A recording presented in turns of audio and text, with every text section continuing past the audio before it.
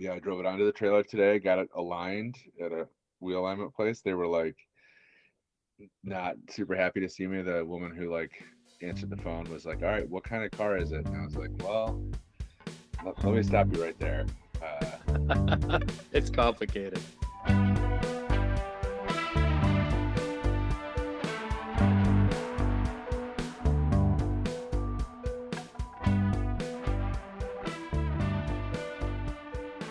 but people are excited about it. I mean, I think we had some guys over the other night to kind of help out. We had the really like the persistent problem with this car has been like having the wrong parts. So because everything's so mismatched, it's like a real guessing game as to what components you need. And I think like the big one this time was that it's a hydraulic clutch. So like there's a little the very simple explanation for this is like there's a master cylinder with that is connected to the pedal, and you push that and that cylinder compresses and forces liquid into a slave cylinder, which is on the actual clutch on the transmission, and that pushes a little fork that unloads the clutch. And we did that maybe 30 times the other night when we were trying to bleed everything and get everything set up. And the reason we did it 30 times is because the slave cylinder kept exploding and ejecting the piston out of it at like super high speed. Uh, Jesus. I feel like you want that in there. yeah, and it was like at dangerous speed. Like one of the guys who was working on it got hurt, and then we took the transmission out, set everything down, inspected everything. It looked fine, and then we finally were looking at. I had an old cylinder laying around from one of the transmissions that just had one on it by accident, and sure enough, the one that we had bolted on was the wrong one. It was dimensionally external dimension was exactly the same, but the internal dimension was different. And so like when we were pumping it up, we were over pressurizing the slave cylinder, which is Oh, wow. why yeah. So like pretty consistent, like I said, those little weird issues where it's like, oh, the answer to this after much head scratching and confusion is that you have the wrong part, and of course it would never work. But Right. we actually it brought up the last time this car was raced as a Lemons car. We this was like this is probably 10-15 years ago, so I was like less of a mechanic I think than I am now, and I'm not like a mechanic now, but I we couldn't get the brake pedal to throw. So like the pedal throw or the travel when you push the brake pedal down was too far every time, and you would have to like pump the brake twice, and then you'd get really good pressure. In our like late night wisdom, we were like, look, we'll just shorten the throw of the pedal. So we literally like pinned the pedal closer so that the throw was shorter, and it felt great. Like it was like instant pressure because you're just getting that last little bit of travel, which felt really good. And then we took it to a race like that and started driving on the track. And the effect is the pedal goes in, but because it's not allowed to extend on the outward throw, like it's not allowed to return, it's Right. just ratcheting more fluid into the Right. cylinders. So we discovered afterwards that the part we had, we thought we were really smart. We went to a really great parts store in town in Traverse City called Rory Automotive. They're like the kind of people who will like change your mom's car battery in the parking lot free of charge, and like Right. they just know everything. Like they've seen every part, and they're super helpful. The guys in there saw this Russian rear brake cylinder, which is the actuator for the rear brake, and it's the same thing as a slave cylinder, but it's just taking fluid and expanding out to push the rear brake. And they were like, "Oh, I have one of those. It's a Toyota part." And we're like, "Great." So we took two of them, installed them, and what happened? The difference was just kind of like the Subaru part that we were just talking about. The interior dimension of the hydraulic part was too big, so that's why it took an extra pump to get it pumped.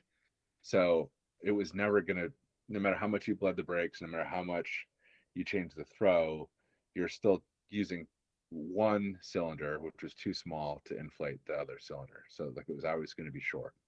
Right. Um, but we didn't know that. So anyway, we created this super dangerous brake system that just would ratchet itself tighter. And then we took it out on the track and we got like a lap in, and the the it's like a pair of vice grips or like a it just like was pinching the brakes with so much force that like by the time the car came into the pit, by the time we figured it out, it we barely had enough power to overcome the brake.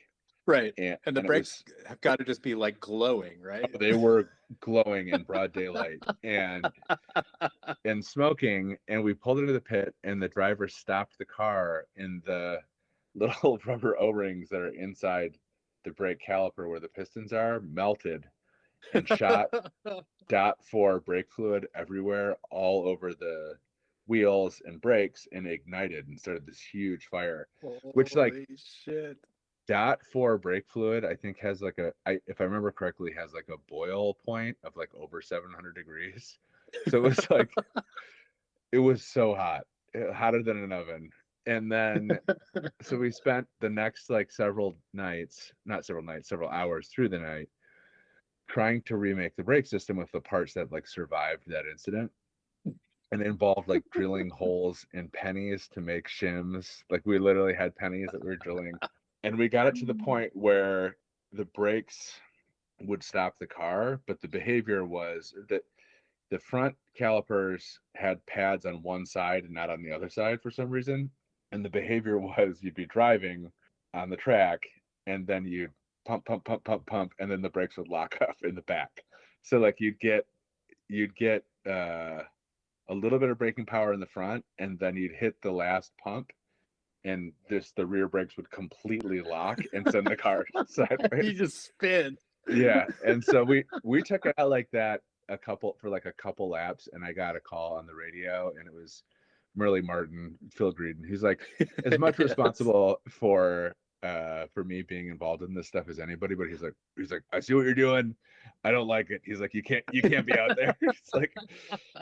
He's like I really appreciate that you fixed the car, but like this is not safe. And so we retired. Yeah, so hopefully, Incredible. yeah, we figured it out this time though.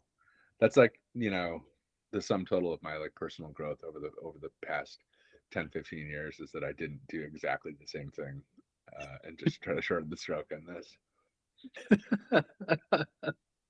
Oh, well, that's progress. Yeah, yeah, it should be good.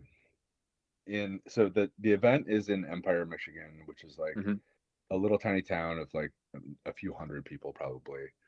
Um, and um, it's downtown. It takes up the entire downtown, and it will be 45 cars in two different classes.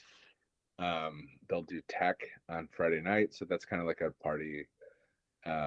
Everybody will have their car out, and everybody will bring it in and get inspected. Hopefully, my car will pass tech on the first try, and I don't need to do anything super terrible to it overnight on Friday. But if you make it into town, you can see that. It's really cool that everyone parks their trailers in the same kind of like little city park.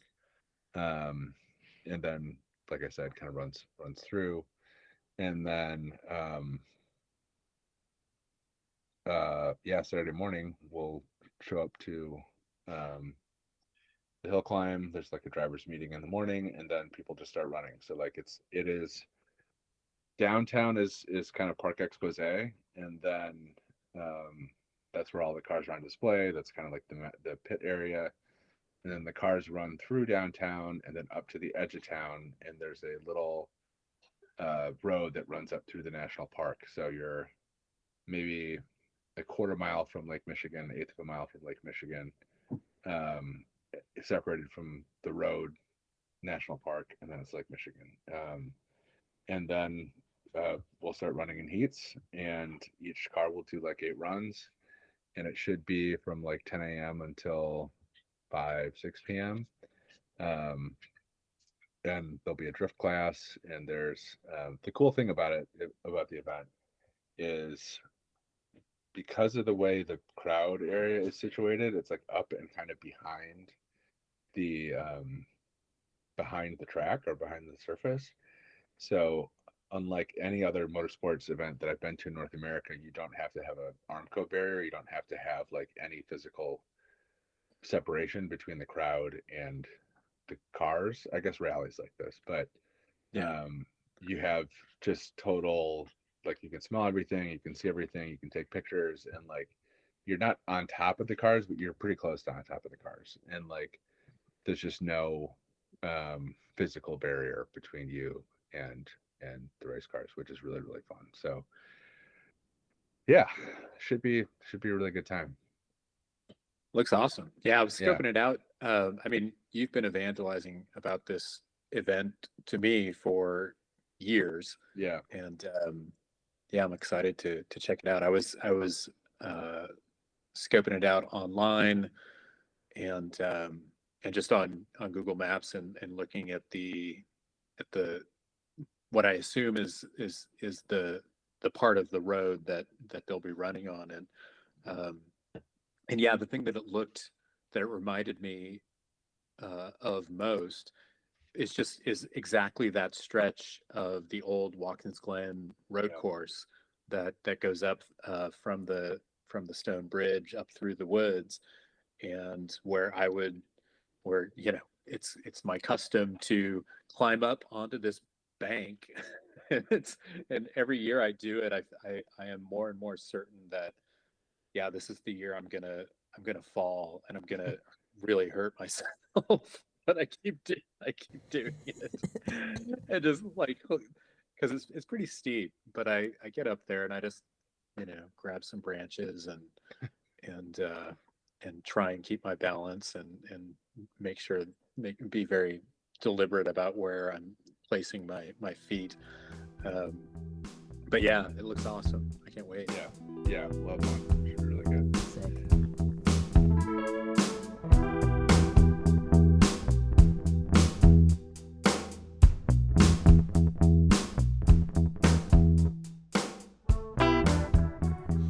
I feel like it's very on brand though for us to for him to be leaving in the middle of a podcast to attend to his Lada.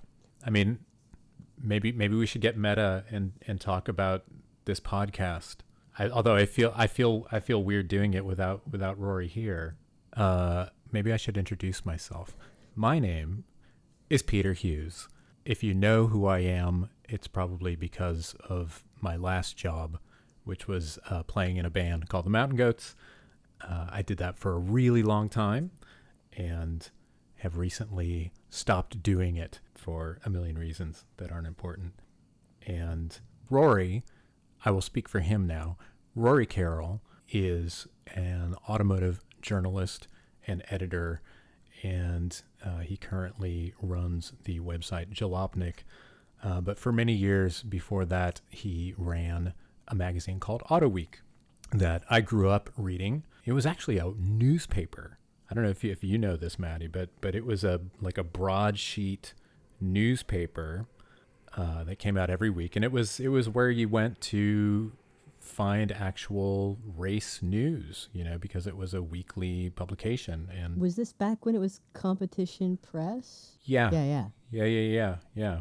But Auto Week is it's still around, although 5 years ago it got bought out by Hearst, and they killed the print magazine, which was a bummer. But that's how the publishing world has gone in the last however many years. But Rory took the helm of that magazine in the early teens, and he really kind of transformed it from a useful and informative, but sort of stodgy and kind of stale magazine. And Rory turned it into something really cool. And it was something that I got to write for, which was thrilling. It was just a fun magazine. It was kind of youthful for the first time in a long time, but without alienating established readers and older readers like my dad, who for years my subscription was paid for by my dad. My dad would just renew, and every time he would just get the gift subscription for me. And he loved it. He thought it was, he didn't see any difference other than that. It's like, oh, they're doing really great stories now. And part of what happened during that Rory Carroll era over at Auto Week was they started doing a podcast. And it was great because Rory is so funny and it was very informal. I mean, I loved listening to it. I loved getting the information and news and just takes on whatever was going on. But the thing I loved about it most was that it just felt like hanging out. It was a hang. And when the magazine got bought out and Rory left and that podcast kind of fell by the wayside, and I really missed it. And so one of the things that I wanted to do in my post music as a career life was do something like that. And Rory was fully up for it and on board. And we tapped our mutual friend, Matty Riley, to join us because Matty is a car person, but he is in the process of becoming a car person, and he's a non-native car person, which I feel like is I'm transitioning into a car person. It takes I gotta listen. Perfect. I gotta get a letter, and then I get the whole thing. I gotta spend 2 years as a car enthusiast before I'm actually like allowed to go and like say that I'm technically a car enthusiast. Right. And then you start undergoing the chemical transformation that happens when you subject your body to too many toxic fluids and metallurgy. Yeah, I'm psyched. No, I'll know it's happening when I like hear certain engine noises and I get like psyched. That's how I'll know it's in my system now. Exactly. I think you just caught the bug. That I've been increasingly into following endurance racing in its various guises around the world.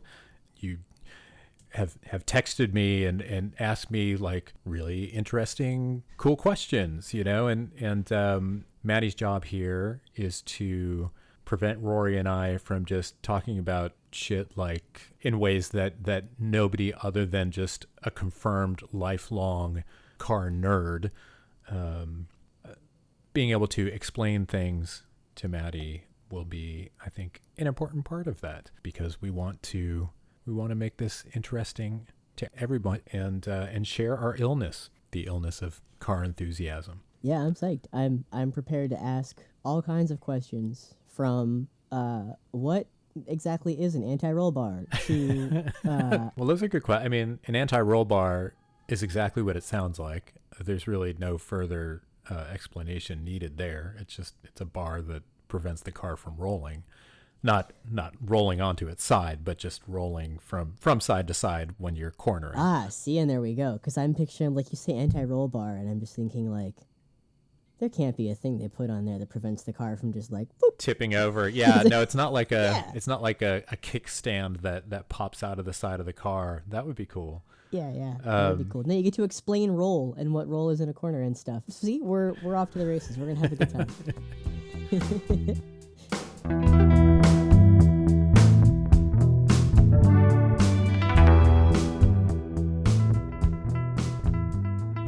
The concept of the podcast itself, Tired, a car podcast for people who understand that cars are bad,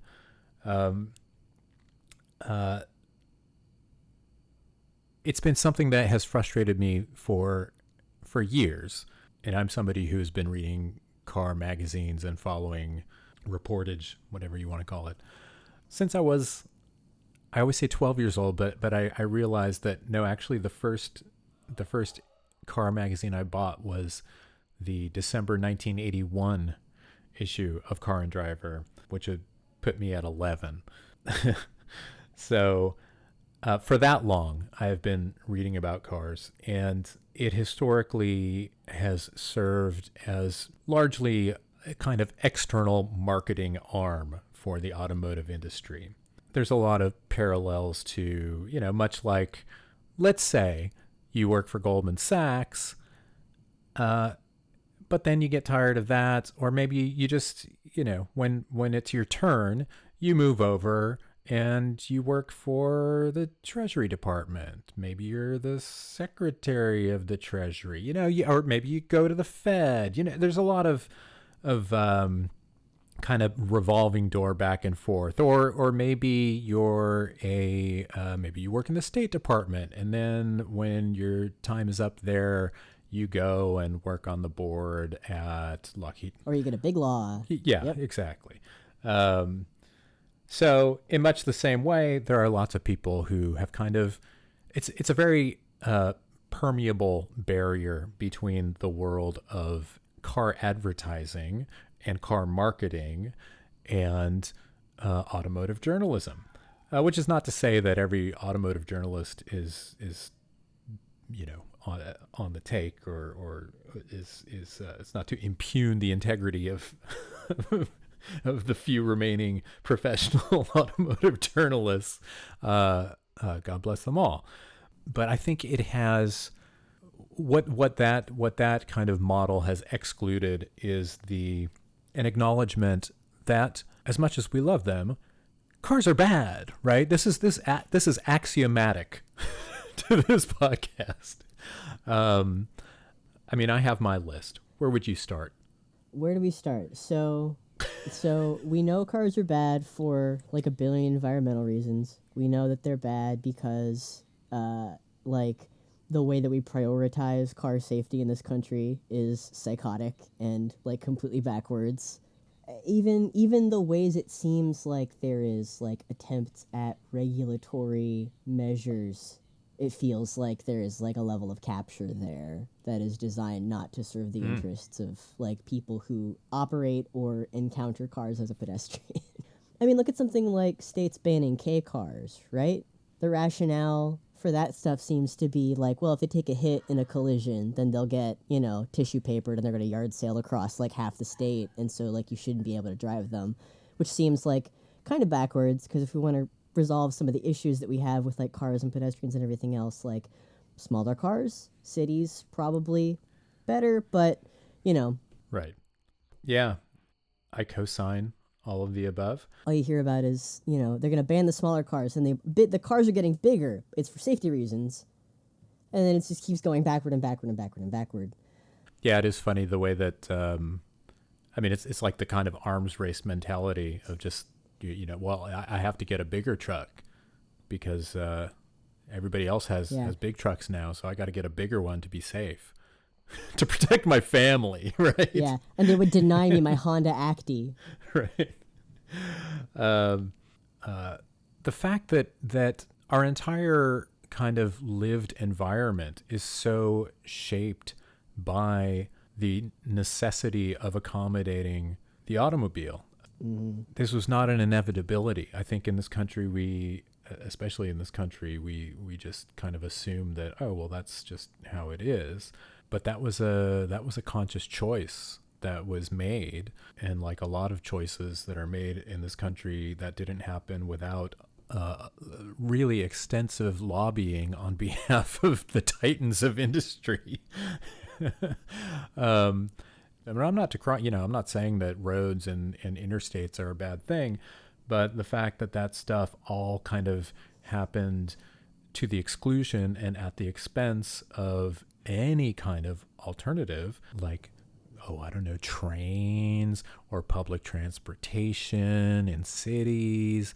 Yeah, the opportunity cost of funding all that stuff and other stuff at the expense of building actual functioning public transit in this country, and further making all the existing transit worse all the time, so that people are increasingly fenced in to the necessity of the automobile, which then they tell you, like, if you don't want to drive, though, maybe, what if the car drove for you, and then you could still be in a car, but the car drives for you, and that solves the problem.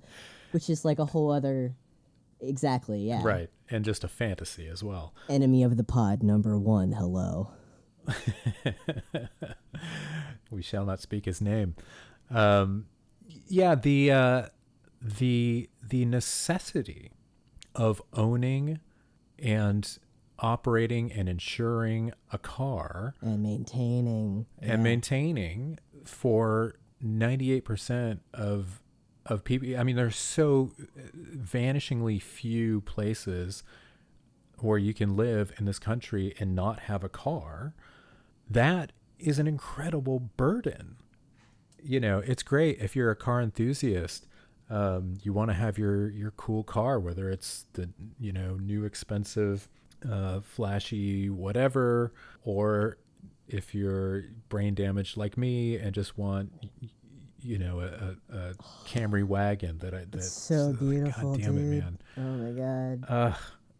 I love a wagon. Stupid, but But beautiful. but like whichever wherever you are on that spectrum, you know, if you're buying that cheap beater car, it's less likely that it's because you share my mental illness, and more likely that you're doing it just purely out of necessity, because that's all you can afford, and you're going to be putting more money into that than you can afford going forward. That's not something that people should have to do. And the thing is, if you're a car enthusiast, all of this sounds very anti-car, but if there were alternatives to using a car on a daily basis just to get to work, to get to the grocery store, to do the shit that you need to do every day, if there were alternatives to that and people could take advantage of them, you know what? Driving would be a lot more fun. There would be less traffic. You would be able to have a better time when you do use your car, because you're not sitting in a freaking traffic jam for half an hour trying to go 3 miles to your job. Or whatever. Maybe that's a bad example. You could walk 3 miles. Not around here, you can't. Nobody walks. Not around here. If I try to walk to my job, which is, I think, less than that, like, you know, it's like there's no sidewalk. Yeah. No, exactly. And everyone is driving like a Yukon XL and is absolutely not looking at the road. I mean, that's the thing. Like, even being a pedestrian, I mean, you know, as much of a car person as I am, I'm also an inveterate walker. I go walking every day. I love it. And luckily I live in a city where that's pretty walkable, and I really enjoy that. But man, we were talking about Charlotte on the last ep, and man, where we lived, I mean, that was part of the thing, that suburban house that I was talking about. Yeah, you're taking your life in your hands. Yeah, man. I mean, never mind biking, you know. I mean, I didn't even like driving in Charlotte when I've driven in Charlotte. Oh, yeah, it's bad. It's oh my God, it's such a terrible driving city. Because there's not even, yeah, well, don't even get me started.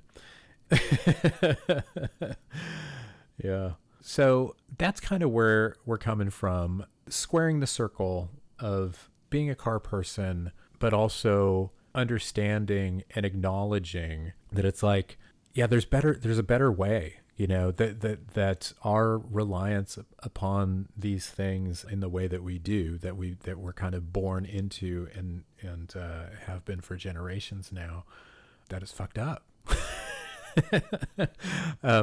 But even given that, there's the, you know, the paradox that man, cars are cool. I mean, it's like, I mean, I know gun people, you know, and it's kind of the same thing where it's like, yeah, this really shouldn't exist, but I see what you like about it. You know? I think too, coming at it from the angle of like, you know, this is something you've loved your whole life, and also you're capable of looking at it and being like, you know, this thing I love is everywhere, and like the way it's being used in the world is not the way that I would prefer to see it used. You know, I think it's compelling coming from someone who's loved cars his whole life, more so than some of my favorite people in the world who have been militantly anti-car their whole lives, but maybe have a harder time convincing people. Yeah. That's the thing. I mean, I'm sympathetic to that take, because there's a lot to justify it. As cultural artifacts, I think I'd be hard pressed to think of another kind of consumer product that holds such cultural power in our imagination.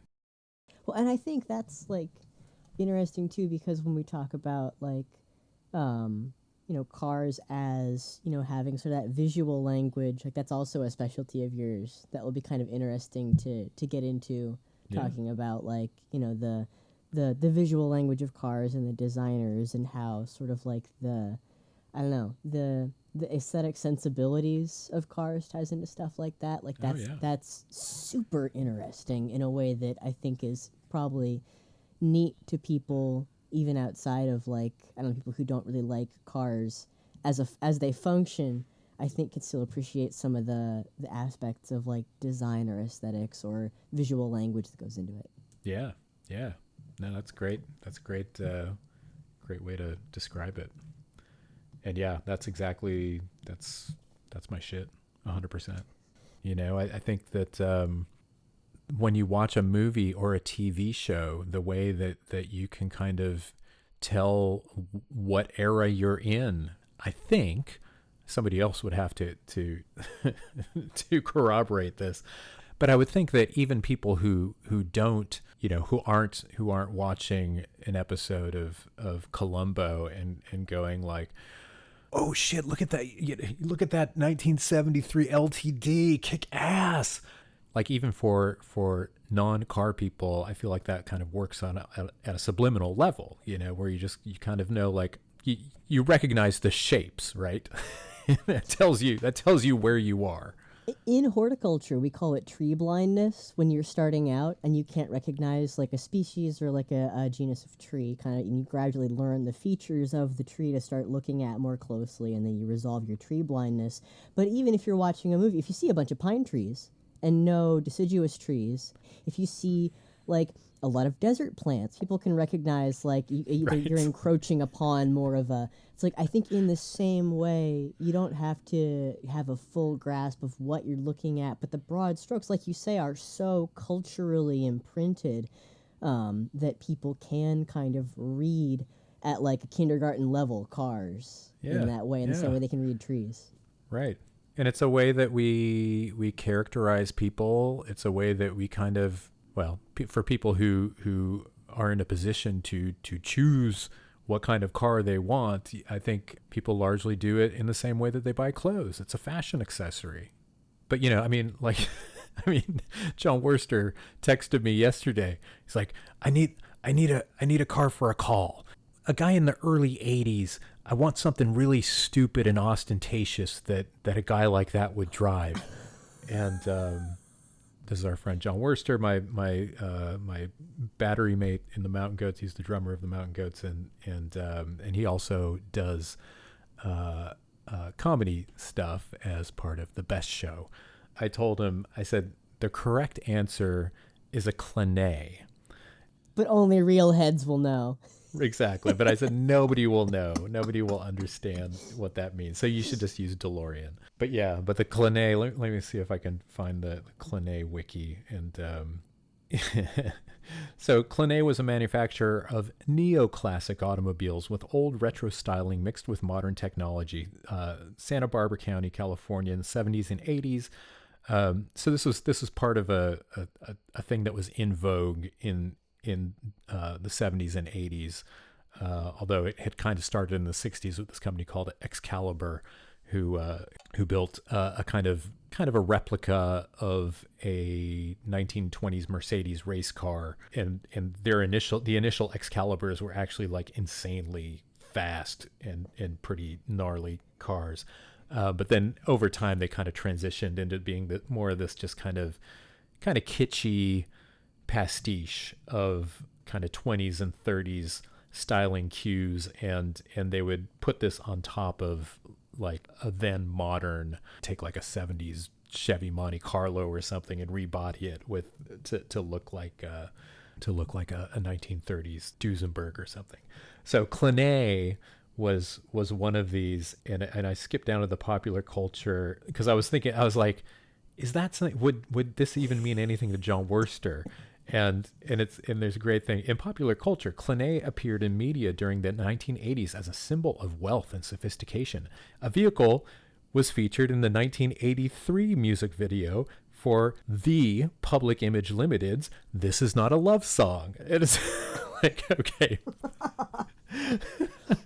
I mean, I'm looking at pictures right now, and this thing looks crazy. Right? But it's like, if if he could have read the Wikipedia, but somehow inserted that, like that would make sense to the Best Show audience, right? Oh, it was in a public image video. But alas, yeah.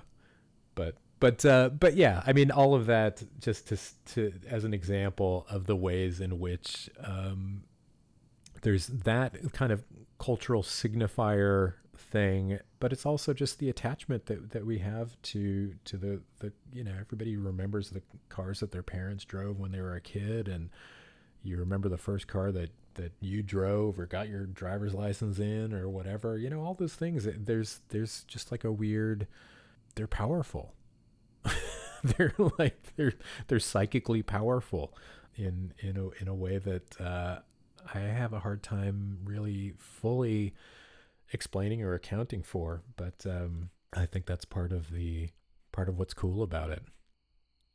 Yeah, like it really is like there's so much sense memory tied up in just like, I don't know, even like how much you had to fiddle with the seatbelts in a car that you remember having to get into a lot as a kid, or like having to, if you're exactly my age, I guess, or a little older, remembering when you stopped going between like the thing where you had to turn the crank to roll the windows up and down in the Omni versus when your mom got a Neon and you had the power windows. Oh man, two pretty rad childhood cars. I could recognize an Omni even before I was a car person, and that tells you something. That's probably why I like that body shape so much, actually. The funny thing about the Omni was that was actually kind of a captive import. It was I think the original car was a French car called a Simca, and it was basically a all but carbon copy of the original Volkswagen Golf, right? Giugiaro design. But yeah, just kind of front wheel drive. What kind of instantly became the template for small front wheel drive cars from that point forward. But the Simca, I think it was called, or maybe there was a Talbot too. Let's see. Dodge Omni and the nearly identical badge engineered variant Plymouth Horizon, marketed by Chrysler. It says to compete with competing with the Yugo and the Excel. I kind of think the Yugo is cooler. So down with the Omni, actually. I'm looking at a Yugo right now. Yeah, well, the Yugo is based on a Fiat, I believe. Let's see. Is the Yugo not a Fiat 124 spinoff? Fiat, shortened version of the Fiat 128. 128. Well, see, there I'm close at least. I could never keep all these numbers straight. If you have any idea how many like Ferrari models I've just given up trying to even remotely remember?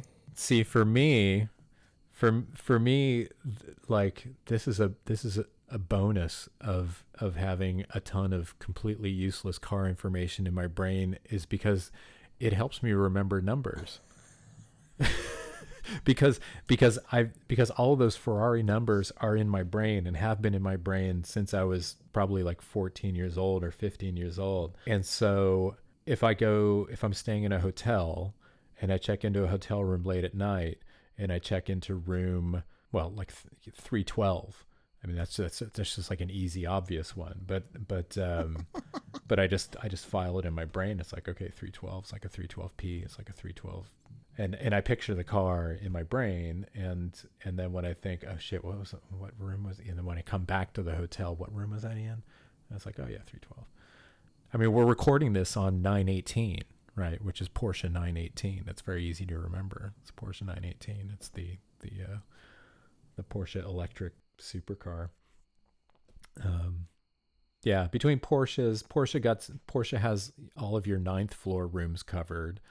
Ferrari has a lot of 3rd floor rooms covered, but also there's lots of 2 Ferraris and 4 Ferraris and 5 Ferraris and even 6 ones. So if they tell you you're going up to room 512. Yeah.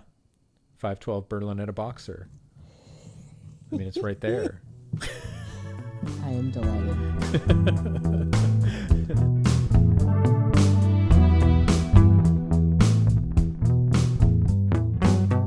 Now we can do a preview for the weekend, and for we can plug the Patreon and let people know, like, you know, these have been our little run of free jump in and talk about the pod and let's do it episodes, and then starting soon we're gonna have one Patreon episode every week.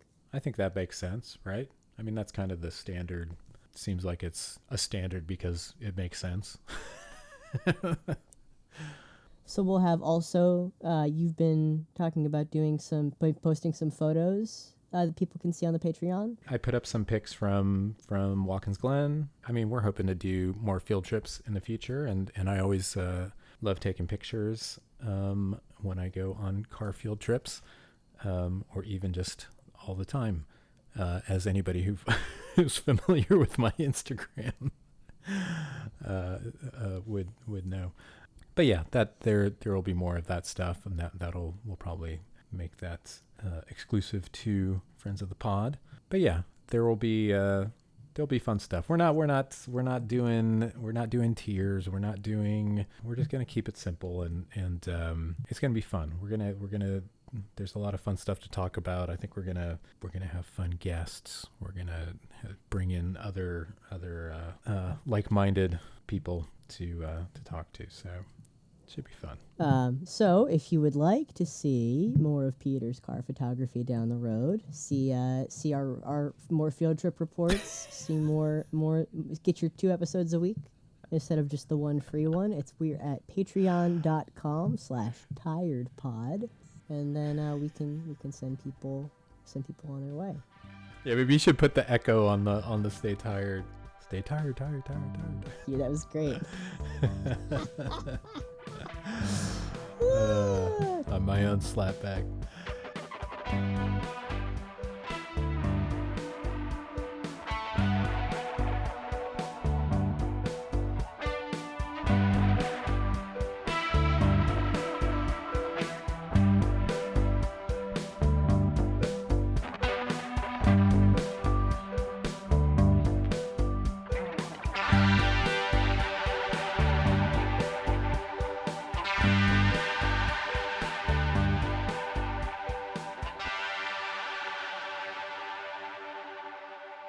Stay tired.